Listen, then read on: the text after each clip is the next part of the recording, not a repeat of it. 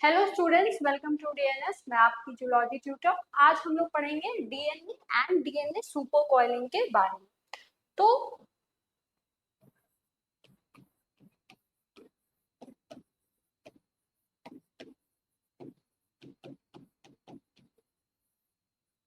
DNA and DNA super coiling क्या होता है, इसके बारे में आज हम लोग पढ़ेंगे। तो देखिए, सबसे पहले स्टार्ट करते हैं हम लोग डीएनए से कि डीएनए है क्या। डीएनए एक जेनेटिक मटेरियल है, ठीक है।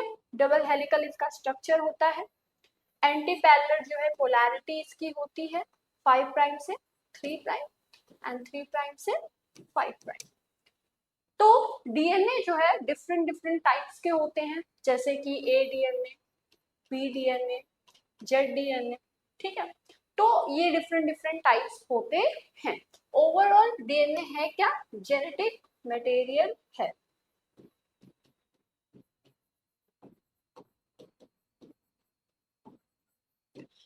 डीएनए में जो है किस चीज से डीएनए मिल करके बना हुआ है? न्यूक्लियोटाइड से मिल करके बना हुआ है।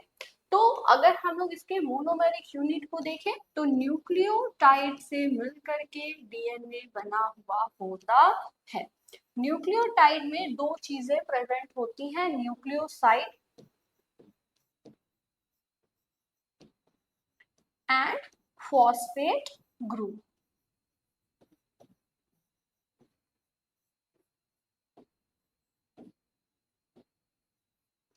फॉस्फेट ग्रुप ही रिस्पॉन्सिबल है कि डीएनए जो है वो नेगेटिव चार्ज होता है, नेगेटिवली चार्ज होता है। एंड डीएनए कैसे होते हैं? डीएनए एसिडिक नेचर के होते हैं। फर्दर अगर हम लोग न्यूक्लियोसाइड की बात करें तो न्यूक्लियोसाइड में दो चीजें प्रेजेंट होती हैं। पहला होता है राइबोस शुगर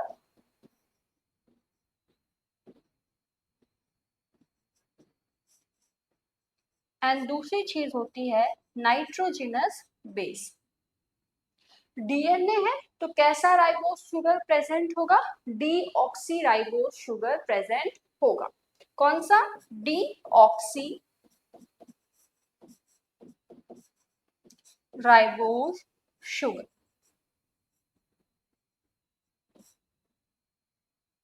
ठीक है।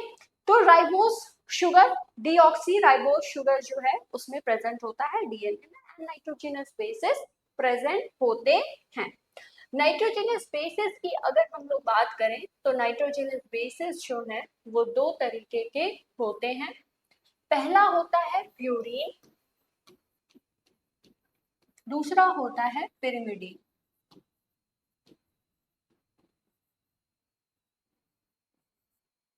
प्यूरीन के अंदर अगर हम लोग देखें तो प्यूरीन जो है डबल साइकिल रिंग होता है, ठीक है। एंड पिरिमिडीन जो है सिंगल साइकिल रिंग इसमें प्रेजेंट होता है। सिंगल साइकिल मेंबर या सिंगल साइकिल जो सब्सटेंसेस हैं इनमें कुछ इस तरीके का स्ट्रक्चर होता है। इनमें देखिए आप, एक रिंग लाइक स्ट्रक्चर जो है वो प्रेजेंट होता है, एंड इसमें क्या होता है? Double ring.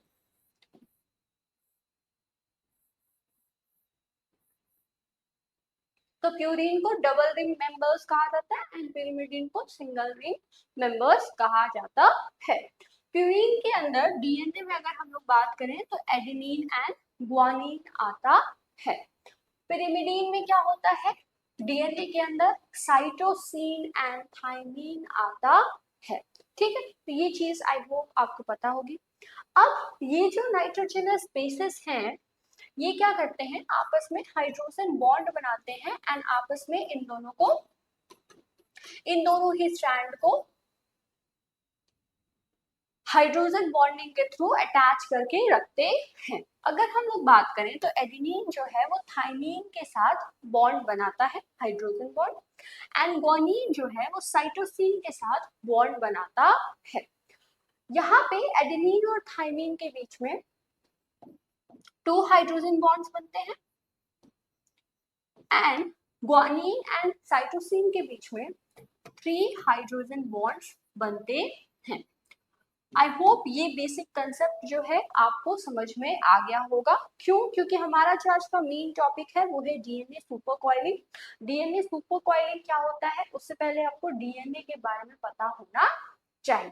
ठीक है, तो आप जब ऐप में जो अलग से डीएनए क्या होता है इसके बारे में, डीएनए इट्स टाइप, ये सारी चीजें हम पढ़ाए हैं। ठीक है, उसके बाद अगर हम लोग बात करें कि डीएनए की तो बात हो गई, अब डीएनए सुपर कॉइलिंग क्या होती है इसके बारे में पढ़ना है। डीएनए सुपर कॉइलिंग कुछ स्टूडेंट्स को बहुत ज्यादा टफ लगता है, एंड डीएनए सुपर कॉइलिंग क्या है, लिंकिंग नंबर क्या है, ये सारी चीजें क्या है, इसमें थोड़ा सा दिक्कत आता है।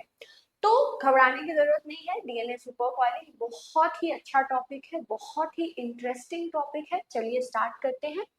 तो अगर आप देखें यहाँ पे सुपर कॉइलिंग लिखा हुआ है, सुपर कॉइलिंग मतलब क्या? कॉइलिंग तो पता है ना कि कॉइल करना किसी चीज को, ठीक है, तार को आप देख सकते हैं तो वो क्या होता है कि ऐसे कॉइल फॉर्म में रहता है, उसको और आप टर्न बढ़ा दीजिए तो उसमें क्या होता है, उसमें जो है और भी ज्यादा कॉइलिंग बढ़ जाती है। तो वायर्स में आप देख सकते हैं या फिर रोप में देख सकते हैं, ठीक है, तो वहां पे जब आप और कॉइलिंग करते हैं तो क्या होता है, कॉइलिंग और स्टार्ट हो जाती है।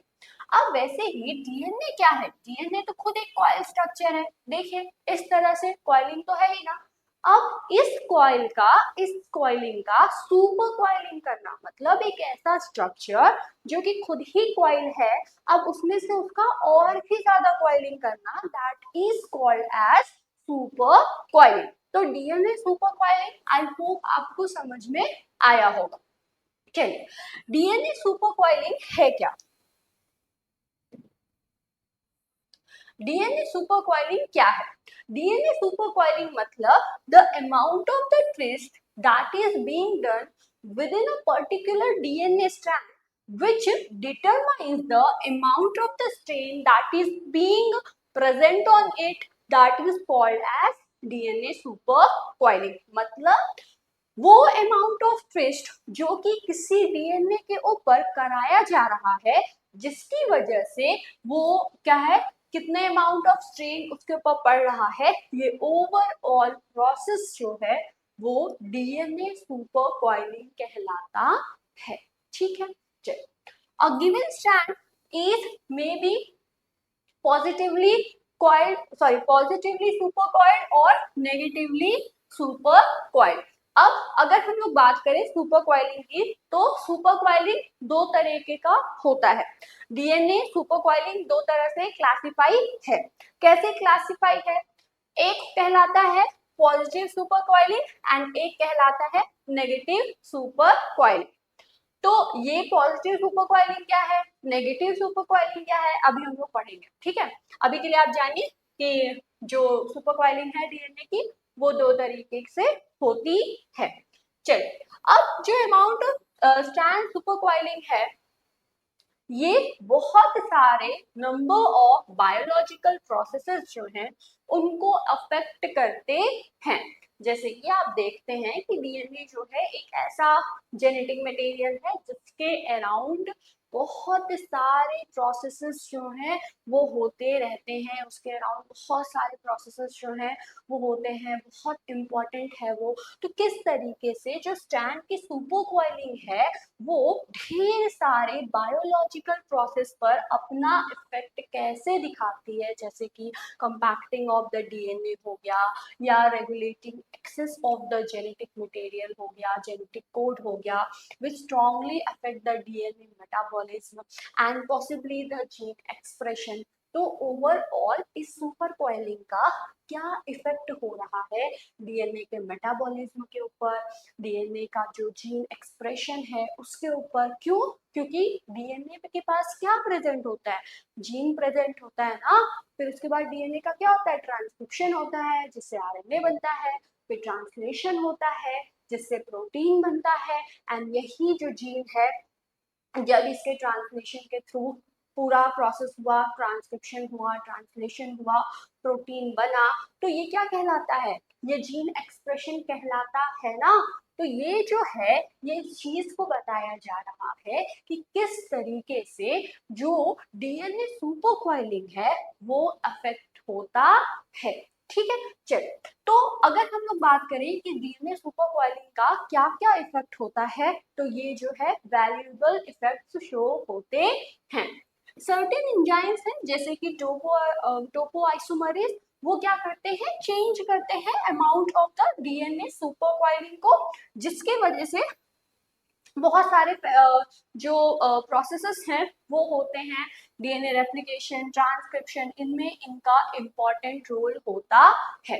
अब जो अमाउंट ऑफ सुपर कॉइलिंग है किसी एक स्ट्रैंड में, ये डिटरमाइन किया जाता है एक फॉर्मूला द्वारा, एंड इसमें रेफरेंस लिया जाता है रिलैक्स बी फॉर्म डीएनए का। ठीक है, तो पहले आप इसे नोट करिए।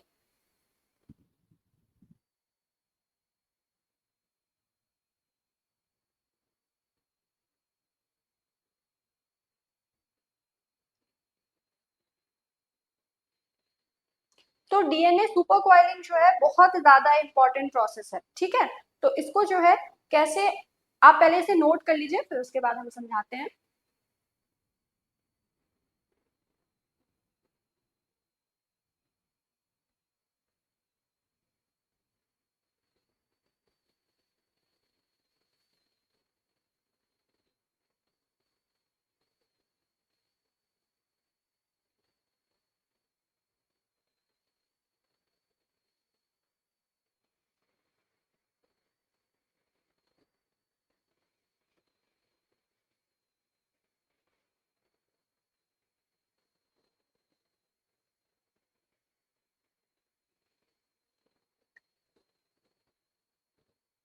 हो गया। चलिए, तो जो टर्म है सुपर कॉइलिंग, इसका मतलब क्या होता है, इसका मतलब ये है कि कॉइलिंग हो रही है किसी कॉइल्ड स्ट्रक्चर की। डीएनए सुपर कॉइलिंग जो है जनरली इस चीज को बताता है कि जो स्ट्रक्चरल स्ट्रेन है उसका जो मैनिफेस्टेशन है वो कैसे हो रहा है। सुपर कॉइलिंग तब होता है जब मॉलिक्यूल जो है वो रिलीव होता है in helical stress by twisting around itself. मतलब कोई मॉलिक्यूल है, जब उसमें क्या किया जा रहा है, जब उसको ट्विस्ट किया जा रहा है, उस वजह से सुपर कॉइलिंग होता है। Over twisting lead to the positive supercoiling, while twisting while under twisting leads to the negative supercoiling। मतलब क्या है, देखिए, जैसे हम लोग बात कर रहे थे कि सुपर कॉइलिंग जो है वो दो तरीके का होता है। एक होता है पॉजिटिव सुपर कॉइलिंग एंड एक होता है नेगेटिव सुपर कॉइलिंग। तो जब ओवर ट्विस्टिंग कराई जाती है, ठीक है, जहां पे बहुत ज्यादा और भी ट्विस्ट का नंबर जो है इंक्रीज कर दिया जाता है, तो उसे क्या कहा जाता है, उसे जो है पॉजिटिव सुपर कॉइलिंग कहा जाता है। एंड जब अंडर ट्विस्टिंग कराई जा रही है, मतलब जितना टर्न था उससे भी कम, उससे और भी ज्यादा खोला जा रहा है, ठीक है, तो अंडर ट्विस्टिंग कराई जा रही है, तो वहां पे क्या होता है, नेगेटिव सुपर कॉइलिंग होता है। और भले ही कोई भी सुपर कॉइलिंग हो, पॉजिटिव सुपर कॉइलिंग हो या नेगेटिव सुपर कॉइलिंग हो, दोनों में ही जो डीएनए है उसका जो पार्ट है उसमें क्या होता है, स्ट्रेन प्रोड्यूस होता है, वो स्ट्रेन को फील करता है। उसके बाद अगर कोई डीएनए है जो कि फॉर्म में है, किस फॉर्म में है, सर्कुलर मॉलिक्यूल के फॉर्म में है, या फिर उसके जो एंड है वो रिजिडली हेल्ड है to form a loop like structure, तो वहां पे over twisting and under twisting जो है वो होती है, एंड वहां पे सुपर कॉइल्ड स्टेट होता है। अब बहुत इंपॉर्टेंट चीज है कि कैसे डीएनए में सुपर कॉइलिंग होता है। तो जैसे हम लोग बात कर रहे थे, ये तो डीएनए का स्ट्रक्चर हो गया, ये तो डीएनए का जो है कि ये डीएनए जो है किस तरीके से उसका स्ट्रक्चर होता है। लेकिन जो कॉइलिंग है, सुपर कॉइलिंग है, वो कहाँ पे होता है, इस तरह के डीएनए में नहीं होता है। कहाँ पे होता है, जो सर्कुलर डीएनए होता है, या फिर ऐसा डीएनए जिसका जो दोनों एंड है वो क्या है, दोनों एंड जो है वो बाइंडिंग कंडीशन में है एंड वो लूप लाइक स्ट्रक्चर को फॉर्म कर रहा है।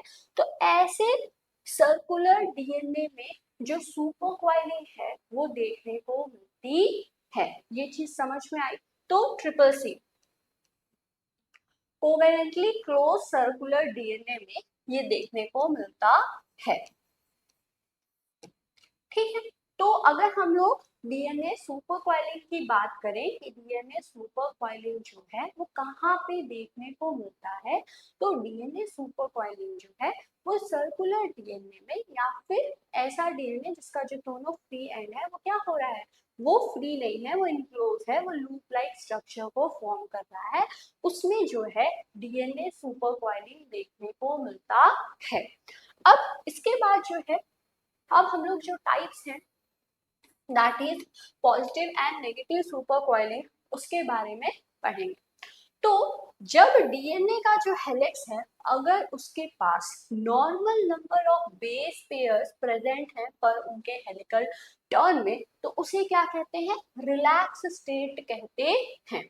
ठीक है, तो पर हेलिकल टर्न में एक नॉर्मल नंबर ऑफ जो बेस पेयर जितने होने चाहिए अगर उतने प्रेजेंट हैं उस डीएनए में, तो उसे क्या कहते हैं, उसे कहते हैं relax state of that DNA. मतलब अभी उसमें सुपर कॉइलिंग नहीं है, वो रिलैक्स स्टेट में है। उसके बाद अगर जो हेलिक्स है वो ओवर ट्विस्ट हो गया है, तो उसमें क्या होगा, ओवर ट्विस्ट हो गया है मतलब पॉजिटिव सुपर कॉइलिंग हो रहा है। तो इससे होगा क्या कि जब डीएनए जो है अगर उसकी ओवर ट्विस्टिंग होगी तो उसका क्या होगा, उसका जो अगर आप देखें तो वो जो है और भी ज्यादा टाइट हो जाएगा। ठीक है, उसका जो ट्विस्ट नंबर्स हैं वो जो है और भी ज्यादा इंक्रीज हो जाएंगे, जिसकी वजह से वो टाइटर हो जाएगा एंड जो एज होंगे नैरो ग्रुप्स के वो और भी ज्यादा क्लोज आ जाएंगे।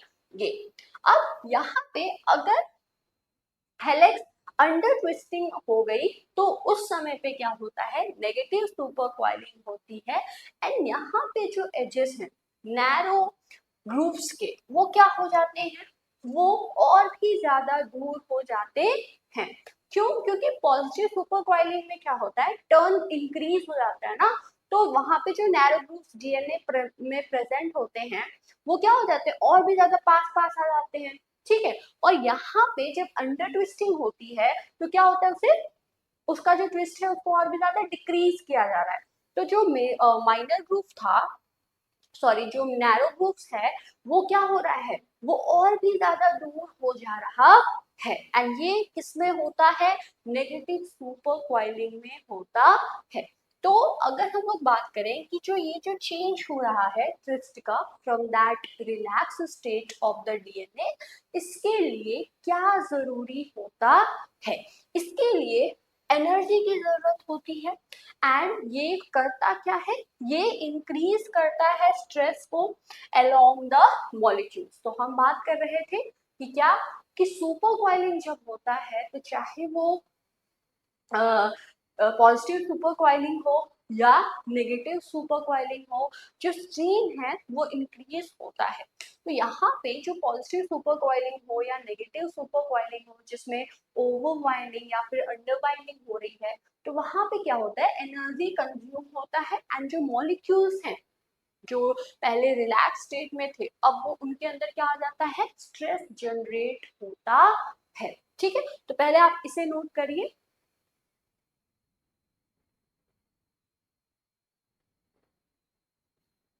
तो ये देखिए, ये एक रिलैक्स्ड डीएनए का डायग्राम है जिसमें कि ये जो है क्लोज है,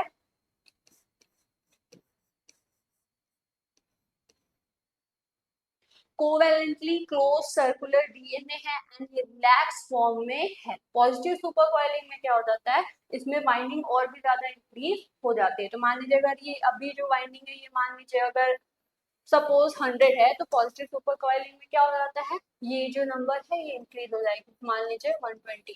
ठीक है, इतनी बार हुआ। और नेगेटिव सुपर कॉइलिंग में क्या होगा कि ये जो नंबर दिया हुआ है इससे डिक्रीज होगा, मान लीजिए 80। ठीक है, तो ये एग्जाम्पल के लिए हम आपको समझाएं, ऐसा नहीं है कि 100 है तो फिर 120 इंक्रीज होता है या 80 डिक्रीज होता है। ठीक है, तो इसमें positive super coiling and negative super coiling में होता क्या है ये चीज हम आपको समझाएं। चलिए इसे जल्दी से नोट कर लीजिए। अब हम लोग पढ़ेंगे पॉजिटिव सुपर कॉइलिंग है क्या। तो पॉजिटिव सुपर कॉइलिंग की अगर हम लोग बात करें,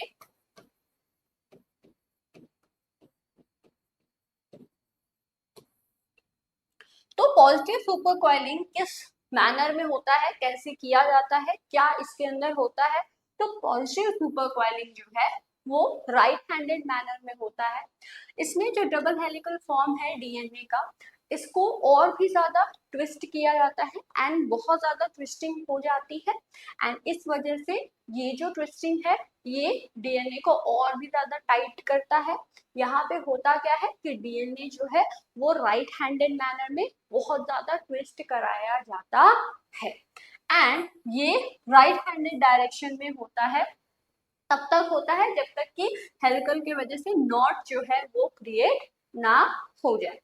उसके बाद जो पॉजिटिव सुपर कॉइलिंग है उसमें क्या होता है, वो बहुत ही ज्यादा कंडेंस होता है as the super coil form in the direction of the DNA helix. तो डीएनए हेलिक्स के डायरेक्शन में ही ये फॉर्म होता है एंड हेंस इसकी वजह से यहाँ पे जो सुपर कॉइलिंग है ये और भी ज्यादा कंडेंस हो जाती है।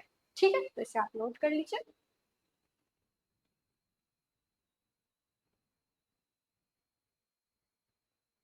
तो ये देखिए, ये एक ऐसे डीएनए का एग्जाम्पल है जहाँ पे जिसके जो दोनों स्टैंड है, एक ये स्टैंड हो गया, एक ये स्टैंड हो गया, लेकिन यहाँ पे जो दोनों स्टैंड है ये फ्री नहीं है, ये क्या है, लूप लाइक स्ट्रक्चर को फॉर्म किए। इनमें हुआ क्या है, इनमें पॉजिटिव सुपर कॉइलिंग हुई है, जिसके वजह से होगा क्या, जिसके वजह से ये और भी ज्यादा कॉम्पैक्ट हो जाएंगे, और भी ज्यादा जो है ये टाइट हो जाते हैं।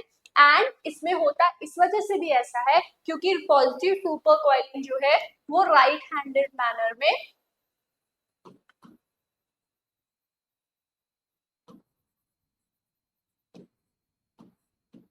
में होता है। अब अगर आप डीएनए को देखें तो डीएनए में क्या होता है, डीएनए का बहुत सारे फॉर्म्स होते हैं, बहुत सारे टाइप्स होते हैं, ठीक है।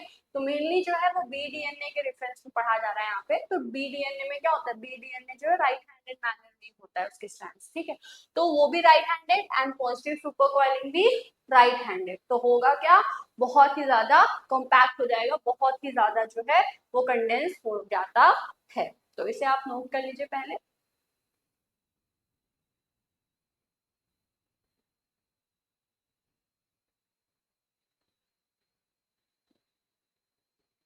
उसके बाद negative super coiling.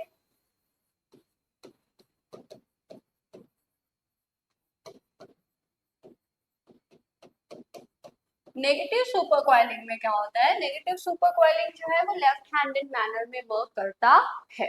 Left handed manner में ये वर्क कर रहा है। यहाँ पे प्रोकैरियोट्स एंड यूकैरियोट्स में अगर हम लोग बात करें तो ज्यादातर जो प्रोकैरियोट्स हैं एंड जो यूकैरियोट्स हैं उनमें नेगेटिव सुपर कॉइल ही देखने को मिलता है। मतलब negative super coiling left handed manner में वर्क करता है एंड जो इसके अंदर होता क्या है, अंडर ट्विस्टिंग होता है। ये ज्यादा common type of super coiling होता है, बोथ प्रोकैरियोट्स एंड यूकैरियोट्स। यहाँ पे क्या होता है, ये जो है नेचुरली प्रिवेलेंट होता है as it prepares the molecule for the processes that is being required for the separation of the DNA strand without the need of the additional energy। यहाँ पे ये चीज समझ में आई, इसको थोड़ा सा पढ़िए।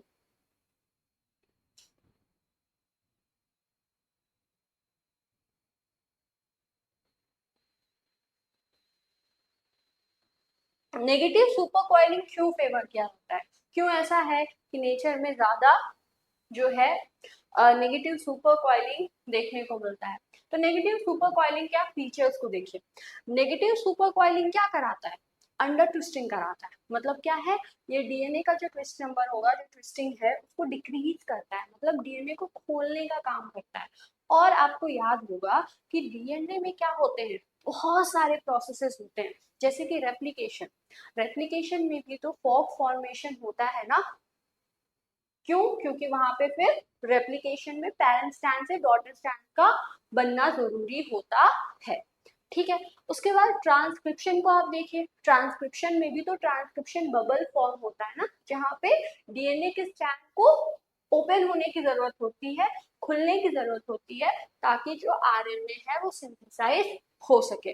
तो ये जो प्रोसेसेस हैं जहाँ पे डीएनए ओपन हो रहे हैं, ठीक है, इसमें क्या होता है, एनर्जी की कंजप्शन होती है, कोई भी प्रोसेस अपने आप तो नहीं होगा।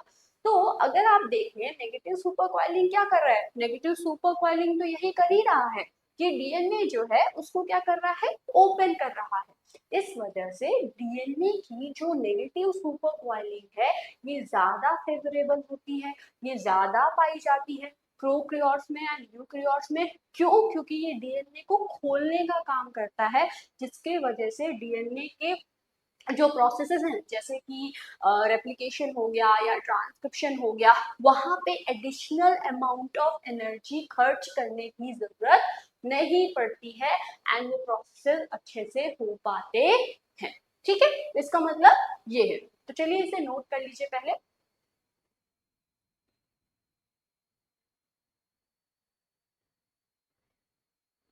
तो अगर आप देखेंगे सारी चीजें एक दूसरे से बहुत ज्यादा मिली जुली हैं एंड एक दूसरे से जो है वो लिंक अप है, तो इस वजह से आप सारे टॉपिक्स को बहुत अच्छे से पढ़ा करिए। ठीक है, चलिए ये क्या है, नेगेटिव सुपर कॉइलिंग है। नेगेटिव सुपर कॉइलिंग किस डायरेक्शन में होता है, लेफ्ट हैंडेड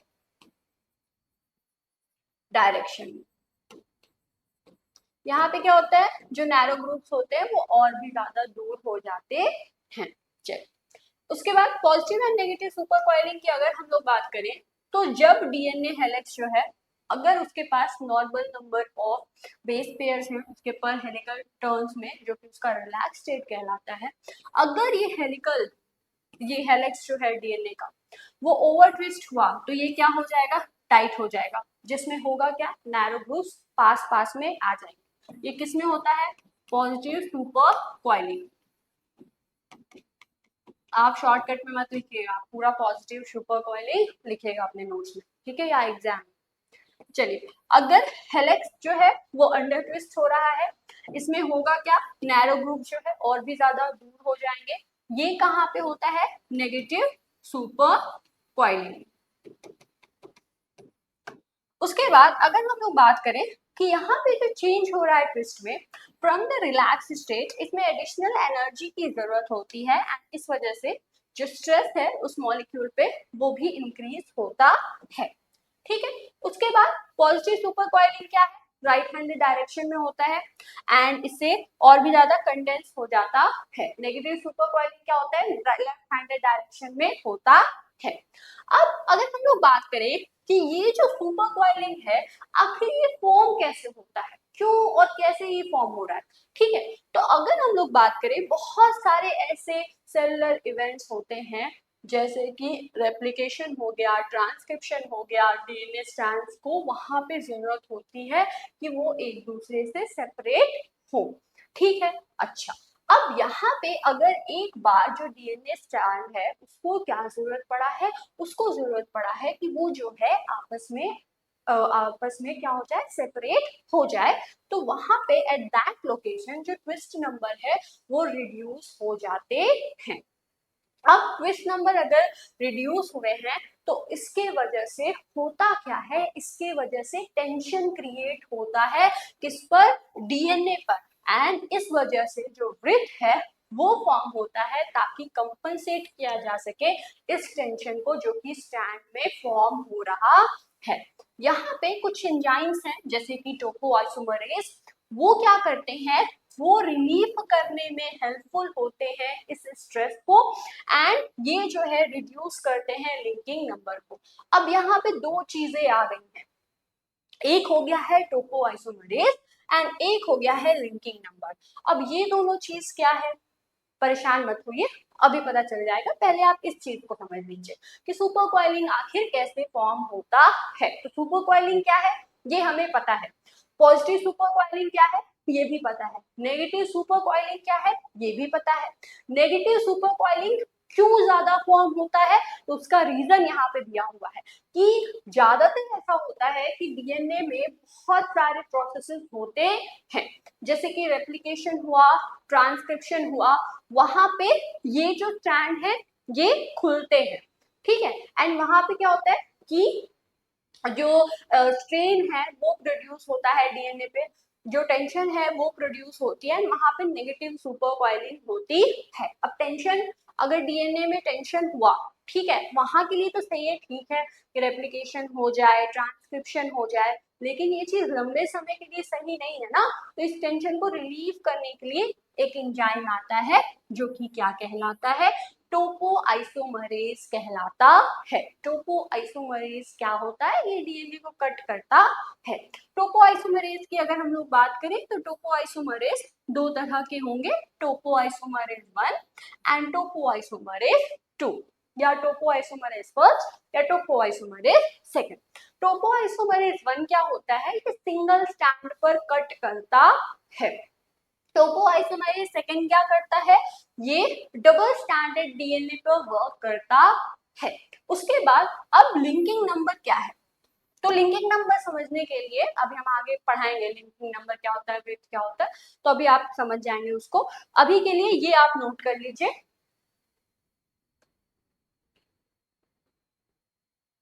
तो आई होप अभी तक जितनी चीजें हम लोग पढ़े हैं वो आपको समझ में आया होगा। एक बहुत ही इम्पोर्टेंट चीज दैट इज कि आप हमारे नवोदय बैच से ज्वाइन कर सकते हैं। आप ये वीडियो देख रहे हैं, आप लेक्चर्स को और भी देखे होंगे, अगर आपको लग रहा है कि आपको जो आपका जो सिलेबस है, आपके जो टॉपिक्स हैं वो अच्छे से पढ़ाए जा रहे हैं, वो अच्छे से आपको समझ में आ रहे हैं, तो आप हमारे नवोदय बैच से ज्वाइन हो सकते हैं, जिसके अंदर विद इन 3 मंथ्स आपका जो सिलेबस है वो पूरा कंप्लीट होगा। एंड अदर देन दैट बहुत सारी चीजें और भी होंगी, जैसे कि previous year question paper solve होगा, लाइव डाउट क्लासेस होंगे, तो ये सारी चीजें वहां पे अवेलेबल होंगी। अलॉन्ग विद दैट ये जो हैंड रिटन नोट्स हैं, ठीक है, उनके पीडीएफ वो भी वहां पे अवेलेबल होंगे। इसके लिए आपको करना क्या है, इसके लिए आपको प्ले स्टोर पे जाना है और वहां से डीएनएस एजुकेट ऐप को डाउनलोड करना है एंड आप उसमें एनरोल हो सकते हैं। तो फिर उसके बाद अगर आप वहां पे देखें तो डीएनएस एजुकेट ऐप पे एक सेक्शन है that is pre study material section. वहां पे जब आप क्लिक करेंगे तो वहां पे जितने भी आप नोट्स हैं आपके सब्जेक्ट्स के, वो वहां पे अवेलेबल है, उससे आप जो है पढ़ सकते हैं, उसे डाउनलोड कर सकते हैं, जो कि आपके लिए हेल्पफुल होगा। ठीक है, तो आई होप आपको सारी चीजें समझ में आ गई होंगी। अगर आपको कोई कंफ्यूजन है तो यहाँ पे देखिए नंबर भी दिया हुआ है, इस नंबर पे कॉल करके आप पूछ सकते हैं। एंड ये सारी चीजें हैं, आप एक बार फिर से देख लीजिए। तो एक इम्पॉर्टेंट इन्फॉर्मेशन ये है कि ये नंबर है, इस पे अगर आपको किसी भी चीज से रिलेटेड आपको अगर पूछना है कि कोर्स क्या है, इसके अंदर और क्या फीचर्स हैं, या फिर कोई भी चीज जो कि आपकी स्टडी से रिलेटेड है, तो आप फोन करके पूछ सकते हैं। एक और बहुत ही इम्पोर्टेंट चीज है that is DNS 20 coupon code. इसको अगर आप यूज करेंगे तो इससे आपको 20% डिस्काउंट जो है आपके फीस में मिलेगी। तो चलिए, आई होप ये चीज समझ में आ गई होगी आपको। अब हम लोग पढ़ेंगे वहां से जहां पे हमारा टॉपिक जो है वो खत्म हुआ था, that was linking number. Linking number क्या है, ट्विस्ट क्या है एंड विड्थ क्या है। जब भी सुपर कॉइलिंग आता है, सुपर कॉइलिंग को पढ़ा जाता है डीएनए सुपर कॉइलिंग में, तो उसमें वहां पे एक फॉर्मूला होता है जिसमें तीनों चीजें आती हैं। अब ये तीनों चीजें क्या है, सबसे पहले लिंकिंग नंबर, फिर ट्विस्ट एंड देन विड्थ। अगर हम लोग को लूप्स को पढ़ना है तो मैथमेटिशियंस जो हैं वो तीन क्वांटिटीज को बताए हैं, जिसकी वजह से इसे और भी अच्छे से समझा जा सकता है। एंड ये लूप्स जो है इनका रिलेशन क्या है, ये एक दूसरे के साथ क्या, अगर डीएनए सुपर कॉइलिंग हुआ तो क्या चीज इंक्रीज होगी, क्या चीज डिक्रीज होगा, कैसे होगा, नेगेटिव सुपर कॉइलिंग हो रहा है तो क्या होगा, कैसे होगा, क्यों हो रहा है, ये सारी चीजें। तो लिंकिंग नंबर क्या है, ट्विस्ट क्या है एंड विड्थ क्या है। सबसे पहले लिंकिंग नंबर को पढ़ेंगे। लिंकिंग नंबर जो है, the number of the time that the two strand are being intertwine, it is called as linking number. वो नंबर ऑफ टाइम्स जब ये दोनों के दोनों डीएनए के जो स्ट्रैंड्स हैं वो आपस में इंटरवाइंड होते हैं, उसी नंबर को लिंकिंग नंबर कहा जाता है। ये जो है, ये इसे आप ऐसे भी समझ सकते हैं कि ये वो नंबर है, उतने नंबर ऑफ टाइम्स अगर आप क्लीवेज करेंगे या फिर उतने नंबर ऑफ टाइम्स क्लीवेज करना जरूरी होगा, जिसके वजह से कंप्लीटली आप जो दो स्ट्रैंड्स हैं उनको अलग कर सकते हैं। एंड मोस्ट इम्पॉर्टेंट, ये जो है कांस्टेंट होता है। उसके बाद ट्विस्ट क्या होता है? ट्विस्ट जो है ये मोस्ट इजीली इमेजिन होता है as the number of the times each of the curves rotate the around the central axis of the double helix। तो डबल हेलिकल स्ट्रक्चर होता है डीएनए का।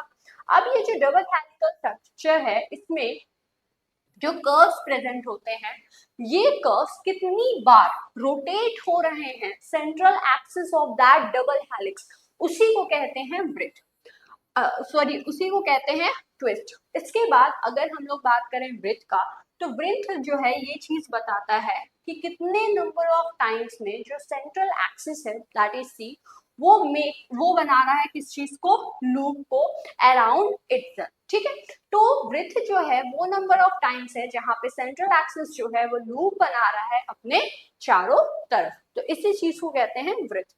तो इसे आप नोट करिए।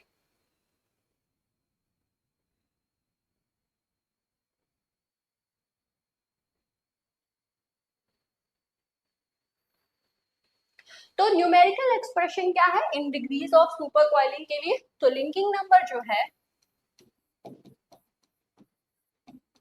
ट्विस्ट प्लस वृत्त होता है एंड ये जो है इसका इक्वेशन है, जहां पे linking number is equal to twist plus writhe. तो ये क्या है, लिंकिंग नंबर है, ये क्या है, ट्विस्ट है एंड ये क्या है, वृत्त है। तो लिंकिंग नंबर क्या होता है, कांस्टेंट होता है, ये वो नंबर ऑफ टाइम्स है जहां पे जो दोनों स्ट्रैंड है कितनी बार जो उस पे कट किया जाएगा ताकि वो अलग हो सके, and number of the times that the strand are being intertwined. ठीक है,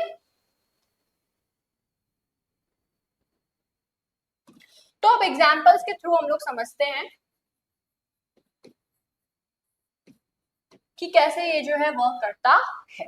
ठीक है, तो मान लीजिए अगर हमारे पास एक वृत्त है, ठीक है, एंड यहाँ पे जो है मेंटेन कर रहा है ये constant number of linking number that is 9, and यहाँ पे जो ट्विस्ट है वो इंक्रीज हुआ है टू 10। तो यहाँ पे कंसेप्ट क्या होगा, linking number is equal to 10 minus 1 that is 9।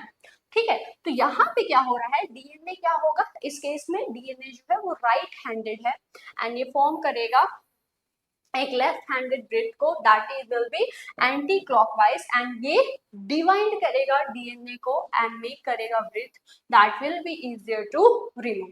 इसके वजह से जो ट्विस्ट है वो इंक्रीज होगा एंड कंपनसेट करेगा इस नेगेटिव वृत्त को। ठीक है, तो इसे आप नोट कर लीजिए।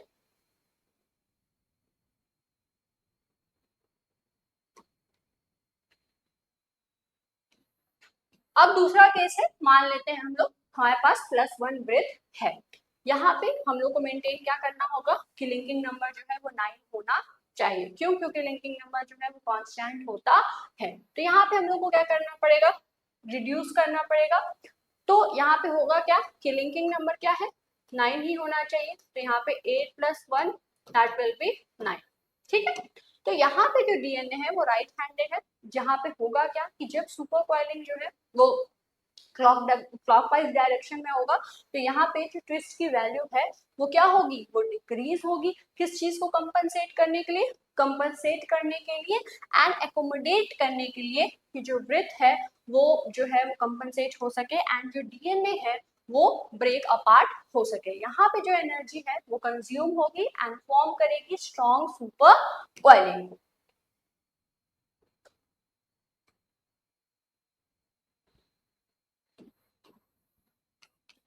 अगर तीसरा केस अगर हम लोग माने कि लिंकिंग नंबर 9 है एंड ट्विस्ट जो है वो सेम है इन द केस, एंड ये केस कहाँ पे होता है, रिलैक्स स्टेट में जहाँ पे कोई भी सुपर कॉइलिंग नहीं होती है।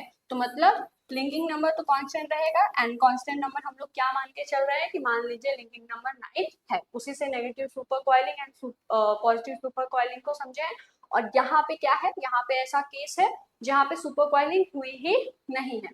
तो यहाँ पे क्या होगा, लिंकिंग नंबर तो 9 हम लोग मान रहे ही है, तो क्या होगा कि नो सुपर कॉइलिंग है, मतलब कि वृत्त में कोई चेंज नहीं आया है, तो ट्विस्ट क्या होगा 9 हो जाएगा एंड वृत्त जो है वो 0 है, तो लिंकिंग नंबर क्या हो जाएगा 9 ही होगा। ठीक है, एंड यहाँ पे जो है अगर हम लोग बात करें कि 2 टाइप्स होते हैं, अगर सुपर कॉइलिंग की बात करें that will B positive super coiling and negative super coiling. अगर हम लोग पॉजिटिव सुपर कॉइलिंग की बात करें तो पॉजिटिव सुपर कॉइलिंग जो है वो राइट हैंडेड मैनर में वर्क करता है, वो क्लॉकवाइज डायरेक्शन में होता है। नेगेटिव सुपर क्वाइलिंग की अगर हम लोग बात करें तो नेगेटिव सुपर क्वाइलिंग जो है वो लेफ्ट हैंडेड डायरेक्शन में वर्क करता है एंड ये एंटी क्लॉकवाइज होता है। यहाँ पे ट्विस्ट या ट्विस्ट जो है वो इंक्रीज करेगा या डिक्रीज करेगा, ये इस चीज पर डिपेंड करता है कि पॉजिटिव सुपर क्वाइलिंग हो रहा है या नेगेटिव सुपर क्वाइलिंग हो रहा है। तो इसे आप पहले नोट कर लीजिए।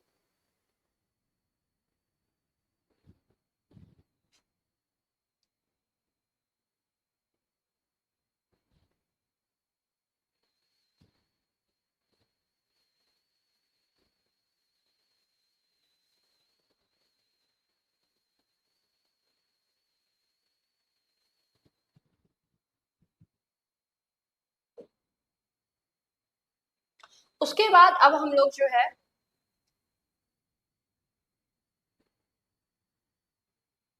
टोपो आइसोमरेज के बारे में पढ़ेंगे।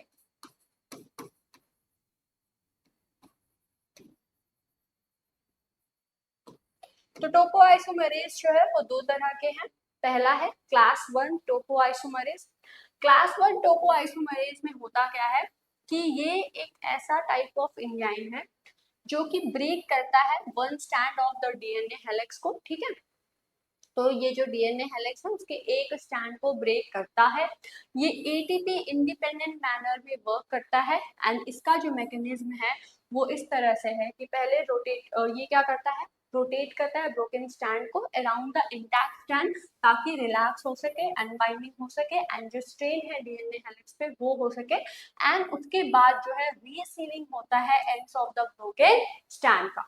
तो ये बहुत ही ज्यादा इंपॉर्टेंट होता है कहाँ पे, डीएनए रेप्लिकेशन में एंड ट्रांसक्रिप्शन के प्रोसेस में, ठीक है। तो अगर आप देखें टोपो आइसोमरेज को, तो टोपो आइसोमरेज जो है वो सिंगल स्ट्रैंड पे वर्क करता है। तो डीएनए क्या होता है, डीएनए जो है डबल स्टैंडर्ड होता है, उसमें से एक स्ट्रैंड जो है उस पर ये वर्क करता है, ठीक है। तो इसी वजह से हम कहते हैं कि सिंगल स्टैंडर्ड डीएनए पे ये वर्क करता है। एंड टोपो आइसोमरेज 2 जो है वो क्या करता है, वो डबल स्टैंडर्ड डीएनए पे मतलब दोनों ही स्टैंड पर वर्क करता है। टोपो आइसोमरेज 1 की अगर हम लोग बात करें तो ये चीज हमें पता चल गई है कि ये एक स्टैंड पे वर्क करता है। मोस्ट इंपॉर्टेंट चीज ये है कि ये एटीपी इंडिपेंडेंट मैनर में वर्क करता है। उसके बाद मैकेनिज्म जो है किस तरीके से ये वर्क करता है एंड देन ये किस चीज के लिए इंपॉर्टेंट है, that is replication and transcription. उसके बाद जो दूसरा टाइप है that is class 2 topoisomerase. Class 2 topoisomerase की अगर हम लोग बात करें तो ये 2 स्ट्रैंड्स ऑफ डीएनए उसके ऊपर वर्क करता है, उसको कट करता है। ये कहाँ कहाँ पे या फिर किस किस प्रोसेसेस में ये इम्पोर्टेंट होता है, तो जैसे कि रेप्लिकेशन हो गया वहां पे ये इम्पोर्टेंट होता है, वहां पे ये हेल्पफुल होता है। उसके बाद ट्रांसक्रिप्शन हो गया,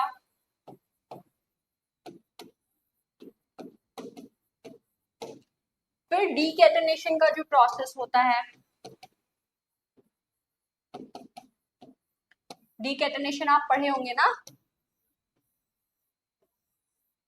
दोनों ही डीएनए के स्ट्रैंड आपस में क्या हो जाते हैं, ऐसे मिले हुए रहते हैं। तो अब इन्हें क्या करना है, इन्हें रिलीज करना है, इन्हें कट करना इंपॉर्टेंट है ताकि ये दोनों सेपरेट हो सके। तो यहाँ पे ये जो प्रोसेस है ये डीकैटनेशन कहलाता है, इन्हें डीकैटनेशन कराया जाता है, इन्हें अलग किया जाता है एंड यहाँ पे जो टोपो आइसोमरेज 2 है उसका रोल होता है। तो ये सारे प्रोसेसेस हैं जहाँ पे जो डीएनए टोपो आइसोमरेज 2 है वो वर्क करता है। तो आई होप आपको जो डीएनए सुपर कॉइलिंग है, लिंकिंग नंबर है, ब्रेथ है, ट्विस्ट है, ये समझ में आया होगा एंड टोपो आइसोमरेज क्या है इनके बारे में भी आपको समझ में आया होगा। एट लास्ट अब हम लोग पढ़ेंगे थोड़ा सा डीएनए सुपर कॉइलिंग के बारे में एंड उसके बाद जो है हम लोग डीएनए सुपर कॉइलिंग में क्या क्या चीजें पढ़े हैं एंड उसके बाद हम लोग डीएनए के बारे में पढ़ेंगे कि डीएनए जो है वो होता क्या है। तो सबसे पहले डीएनए सुपर कॉइलिंग क्यों आखिर इम्पोर्टेंट है। डीएनए सुपर कॉइलिंग जो है इसलिए इम्पोर्टेंट है क्योंकि ये जो है डीएनए की पैकेजिंग कराता है सेल्स में, एंड डीएनए पैकेजिंग में इसका बहुत ज़्यादा इम्पोर्टेंट रोल होता है। अदर देन दैट अभी हम लोग पढ़े हैं कि बहुत सारे प्रोसेसेस हैं जो कि डीएनए के अराउंड जो है रिवॉल्व करते हैं, एंड उस प्रोसेसेस में डीएनए सुपर कॉइलिंग इम्पोर्टेंट होता है। अगर हम लोग बात करें, because the length of the DNA can be 1000 of the times that of a cell, ठीक है, इस वजह से पैकेजिंग करना बहुत ज्यादा जरूरी है। एंड ये पैकेजिंग कराना सेल के अंदर या न्यूक्लियस में, यूकेरियोट्स में ये डिफिकल्ट हो जाता है, एंड यहाँ पे डीएनए सुपर कॉइलिंग जो है बहुत ज्यादा इम्पोर्टेंट होती है। एंड डीएनए सुपर कॉइलिंग क्या करता है, ये रिड्यूस करता है स्पेस को एंड अलाउ करता है डीएनए को ताकि वो पैक हो सके, ठीक है। अगर हम लोग प्रोकैरियोट्स की बात करें तो प्रोकैरियोट्स में क्या होता है, प्लेक्टोनेमिक सुपरकॉइलिंग देखने को मिलता है, वो जो है प्रीडोमिनेंट होता है। क्यों? क्योंकि वहां पे जो है वो सर्कुलर क्रोमोसोम्स प्रेजेंट होते हैं, एंड रिलेटिवली वो small amount of genetic material उनका होता है, ठीक है। तो डीएनए सुपर कॉइलिंग इस चीज में इंपॉर्टेंट है, DNA super coiling DNA packaging में within the cell important होता है। उसके बाद हमारा जो सेकेंड टॉपिक है दैट इज डीएनए। डीएनए क्या है? डीएनए जो है, पहले डीएनए का full form that is deoxyribonucleic acid. Deoxyribonucleic acid जो है वो जेनेटिक मटेरियल है जो कि यूकेरियोट्स में पाया जाता है, बहुत ज्यादा इंपॉर्टेंट होता है। डीएनए के अराउंड बहुत सारे प्रोसेसेस जो है वो इन्वॉल्व होते हैं, जैसे कि रेप्लिकेशन हो गया। रेप्लिकेशन में क्या होता है, रेप्लिकेशन में जो है डीएनए से डीएनए बनता है। ट्रांसक्रिप्शन जैसे कि डीएनए से आरएनए का फॉर्मेशन होता है। उसके बाद इसी ट्रांसक्रिप्शन के बाद ट्रांसलेशन होता है जिसके वजह से जीन एक्सप्रेशन हो पाता है। उसके बाद अगर हम लोग बात करें तो डीएनए जो है जेनेटिक मटेरियल है, इसके पास जीन्स प्रेजेंट होते हैं। जीन्स जो है इनहेरिट होते हैं from one generation to another generation, and hence ये जो है रिस्पॉन्सिबल होता है कैरेक्टर्स के लिए, ठीक है। अगर हम लोग बात करें डीएनए आखिर है क्या, तो डीएनए जो है एक पॉलीमर होता है। पॉलीमर क्या होता है, ऐसा कोई सब्सटेंस जो कि बहुत सारे छोटे छोटे अपने मोनोमरिक यूनिट से मिलकर के बने हुए होते हैं। जैसे प्रोटीन्स को हम लोग कहते हैं ना, proteins are polymer of amino acid, मतलब कि प्रोटीन जो है वो पॉलीमर है, एंड किस चीज से मिलकर के बना हुआ है, मोनोमरिक यूनिट क्या है, अमीनो एसिड। वैसे ही डीएनए जो है वो भी पॉलीमर होता है, एंड ये न्यूक्लियोटाइड से मिलकर के बना हुआ होता है। डीएनए जो है टू पॉली न्यूक्लियोटाइड चेन जो है उनसे मिलकर के बने हुए होते हैं। ये कॉइल होते हैं एक दूसरे में एंड फॉर्म करते हैं डबल हेलिक्स स्ट्रक्चर को, ठीक है। तो दो स्ट्रैंड एंड ये आपस में कॉइल रहते हैं एंड डबल हेलिक्स स्ट्रक्चर को फॉर्म करते हैं। यहाँ पे जो पॉलीमर है, ये पॉलीमर जो है ये कैरी करता है जेनेटिक इंस्ट्रक्शंस को जो कि इम्पोर्टेंट होते हैं बहुत सारे प्रोसेसेस के लिए, जैसे कि development of that organism, functioning के लिए, ग्रोथ के लिए, रिप्रोडक्शन के लिए, और ऑफ ऑल नोन ऑर्गेनिज्म, ठीक है। इसके बाद बहुत सारे ऐसे वायरसेस भी हैं जिनमें डीएनए प्रेजेंट होता है एज ए जेनेटिक मटेरियल। अगर आप वायरस को देखें तो वायरस में बहुत सारे वायरस हैं जिनमें आरएनए प्रेजेंट होता है, बहुत सारे वायरसेस हैं जिनमें डीएनए प्रेजेंट होता है, बहुत सारे ऐसे वायरसेस हैं जिसमें सिंगल स्ट्रैंड डीएनए प्रेजेंट होता है, बहुत सारे ऐसे वायरसेस हैं जिसमें डबल स्टैंडर्ड डीएनए प्रेजेंट होता है एज देयर जेनेटिक मटेरियल। तो वायरसेस में बहुत ज्यादा क्लासिफिकेशन है, ठीक है। चलिए, उसके बाद डीएनए जो है एंड ये जो राइबोन्यूक्लिक एसिड है दैट इज आरएनए, ये क्या कहलाते हैं, ये न्यूक्लिक एसिड कहलाते हैं। ये बहुत इंपॉर्टेंट चीज है, न्यूक्लिक एसिड सिर्फ डीएनए नहीं है, न्यूक्लिक एसिड जो है वो आरएनए भी है, क्योंकि बहुत सारे ऐसे प्रोकैरियोट्स हैं, बहुत सारे ऐसे वायरसेस हैं जहाँ पे डीएनए नहीं प्रेजेंट होता है, वहाँ पे आरएनए ही प्रेजेंट होता है, एंड वो जो है जेनेटिक मटेरियल की तरह काम करता है, वो जीन्स को कैरी करता है, वो इनहेरिट करता है जीन्स को एंड कैरेक्टर्स को from one generation to another generation. तो डीएनए एंड आरएनए बोथ जो है वो न्यूक्लिक एसिड हैं।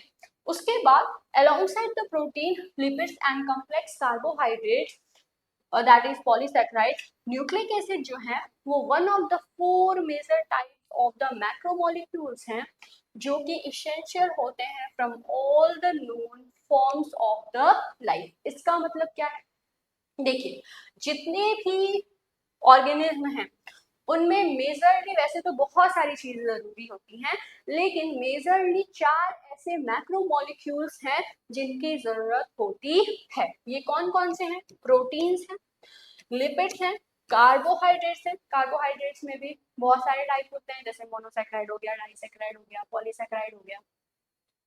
उसके बाद जो है न्यूक्लिक एसिड। तो ये 4 चीजें ऐसी हैं, ये 4 ऐसे मैक्रोमोलिक्यूल्स हैं। मैक्रोमोलिक्यूल्स क्यों कहा जा रहा है? इनका मॉलिक्यूलर वेट बहुत ज्यादा होता है, ये पॉलीमर्स होते हैं, ये मोनोमेरिक यूनिट से बने हुए होते हैं। तो ये चारों के चारों जो मैक्रोमोलिक्यूल्स हैं ये बहुत ही ज्यादा इम्पोर्टेंट होते हैं। एंड इसी में से एक इम्पोर्टेंट मॉलिक्यूल क्या है? न्यूक्लिक एसिड है। उसके बाद अगर हम लोग बात करें, ये जो 2 स्ट्रैंड्स हैं डीएनए के, ये क्या कहलाते हैं? पॉलीन्यूक्लियोटाइड कहलाते हैं। एंड ये किससे मिलकर के बने हुए हैं? मोनोमेरिक यूनिट से मिलकर के बने हुए हैं। ये मोनोमेरिक यूनिट क्या है? न्यूक्लियोटाइड है। ईच न्यूक्लियोटाइड जो है ये किस चीज से मिलकर के बने हुए होते हैं? ये 1 to 4 nitrogen containing nucleobases that is cytosine, guanine, adenine and thymine जो है उनसे मिलकर के बने हुए होते हैं। शुगर कैसा प्रेजेंट होता है? डीऑक्सीराइबोज शुगर प्रेजेंट होता है। एंड फॉस्फेट ग्रुप जो है वो प्रेजेंट होता है। यहाँ पे जो न्यूक्लियोटाइड्स हैं ये ज्वाइन होते हैं आपस में एक दूसरे के साथ with the help of a covalent bond. And ये कोवेलेंट बॉन्ड क्या कहलाता है? फॉस्फोडाइएस्टर बॉन्ड कहलाता है। तो एक जो न्यूक्लियोटाइड है वो अपने नेक्स्ट न्यूक्लियोटाइड से फॉस्फोडाइएस्टर बॉन्ड के थ्रू अटैच होता है। एंड जो राइबोज शुगर है जो उससे जो नाइट्रोजनस बेसिस अटैच होते हैं वो जो है एन ग्लाइकोसिडिक लिंकेज के थ्रू अटैच होते हैं। तो अगर हम लोग बात करें तो यहाँ पे जो शुगर है वन न्यूक्लियोटाइड का एंड जो फॉस्फेट है नेक्स्ट का, इसके वजह से जो अल्टरनेटिव शुगर फॉस्फेट बॉन्ड है या अल्टरनेटिव जो शुगर फॉस्फेट बैकबोन है वो देखने को मिलता है। यहाँ पे जो नाइट्रोजनस बेसेस प्रेजेंट हैं ये 2 सेपरेट पॉलीन्यूक्लियोटाइड स्ट्रैंड्स में प्रेजेंट होंगे एंड ये बाउंड होते हैं एक दूसरे से with the help of base pairing that they make. जहाँ पे एडेनिन जो है वो थाइमिन के साथ बाइंडिंग करता है एंड साइटोसिन जो है वो ग्वानिन के साथ बाइंडिंग करता है with the help of bond that is hydrogen bond. तो यहाँ पे जो बेस पेयर्स हैं ये क्या करते हैं? ये बेस पेयर्स आपस में हाइड्रोजन बॉन्ड बनाते हैं एंड इसी को क्या कहते हैं? बेस पेयरिंग कहते हैं। ठीक है, चलिए। तो जो कॉम्प्लीमेंट्री नाइट्रोजन बेसेस हैं ये कितने पार्ट्स में डिवाइडेड हैं?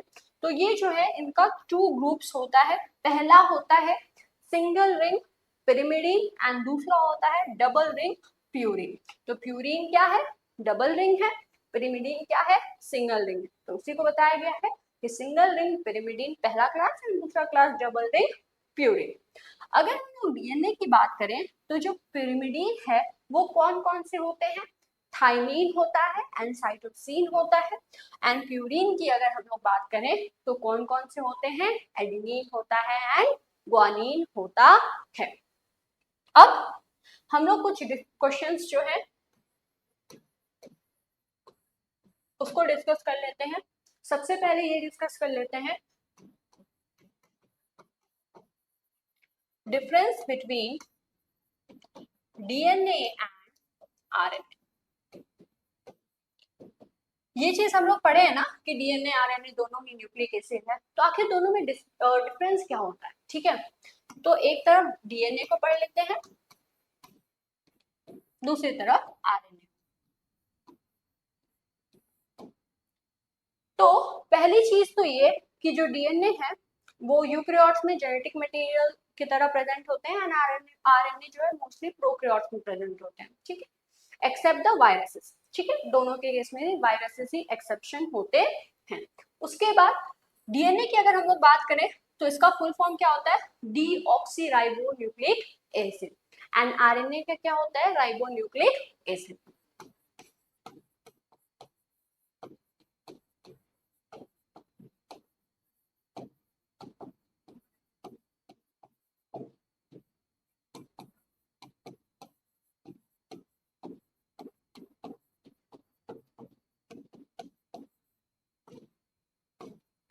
उसके बाद अगर हम लोग डीएनए की बात करें तो डीएनए में कैसा शुगर प्रेजेंट होता है,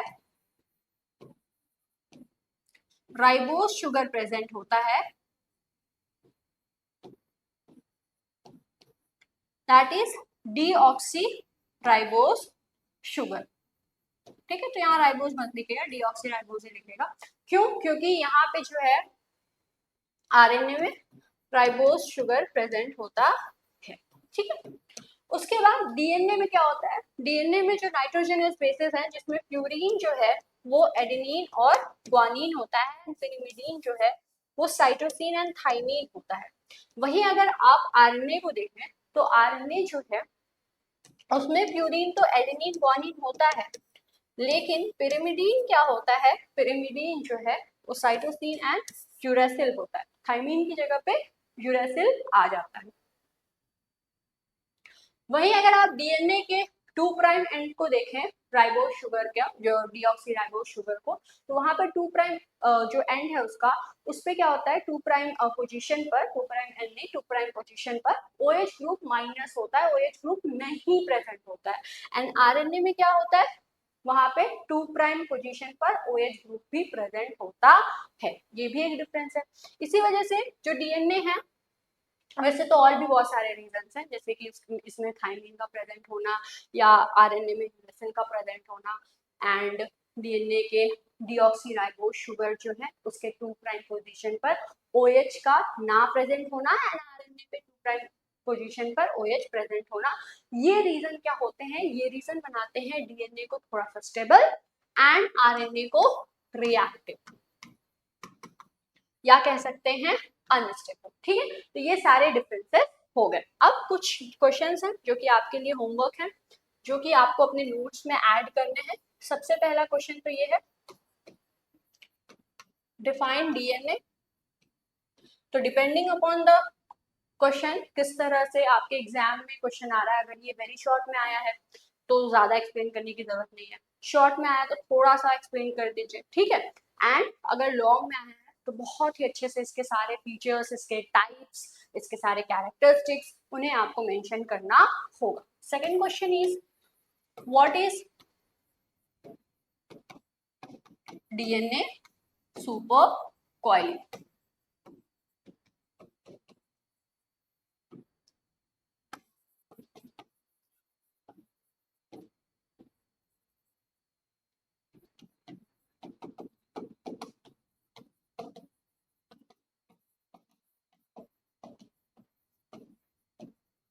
ट्विस्ट, ब्रेथ और लिंकिंग नंबर क्या होता है, and last, what are the types of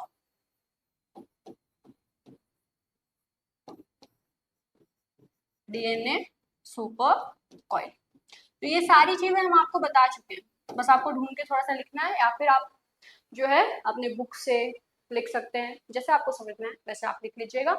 इस सारे क्वेश्चन को फिर से डिस्कस करने का कोई मतलब नहीं है, क्योंकि ये सारी चीजें हम आपको एक्सप्लेन कर चुके हैं। आई होप आपको अच्छे से समझ में आ गया होगा।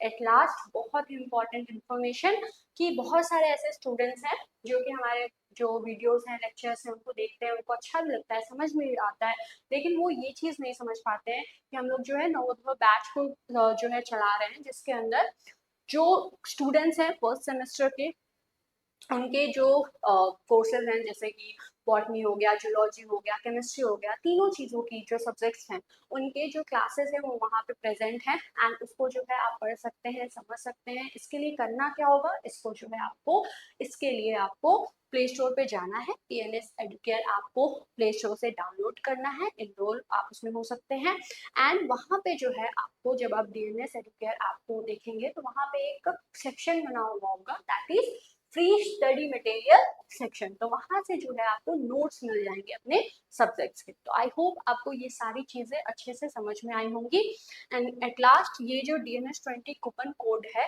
उसको आप यूज कर सकते हैं, जिससे आपको 20% डिस्काउंट जो है वो मिलेगा। आई होप आपको सारी चीजें बहुत अच्छे से समझ में आई होंगी। मिलते हैं हम लोग नेक्स्ट लेक्चर में एक नए टॉपिक के साथ। तब तक के लिए thanks for watching this video. पढ़ते रहिए, मस्त रहिए और स्वस्थ रहिए।